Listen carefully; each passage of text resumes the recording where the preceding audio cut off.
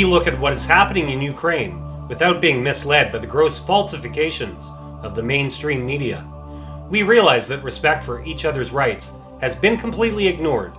Indeed, we have the impression that the Biden administration, NATO, and the European Union deliberately want to maintain a situation of obvious imbalance, precisely to make impossible any attempt at a peaceful resolution of the Ukrainian crisis, provoking the Russian Federation to trigger a conflict.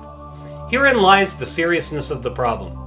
This is the trap set for both Russia and Ukraine, using both of them to enable the globalist elite to carry out its criminal plan. It should not surprise us that the pluralism and freedom of speech, so praised in countries that claim to be democratic, are daily disavowed by censorship and intolerance towards opinions not aligned with the official narrative.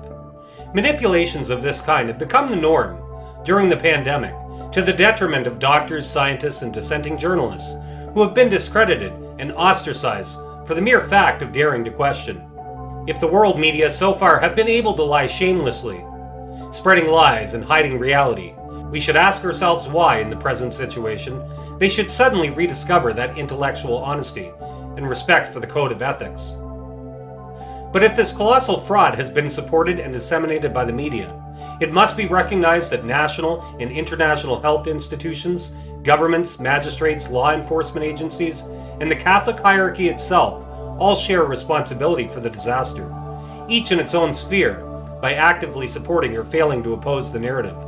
A disaster that has affected billions of people in their health, their property, the exercise of their individual rights, and even their very lives.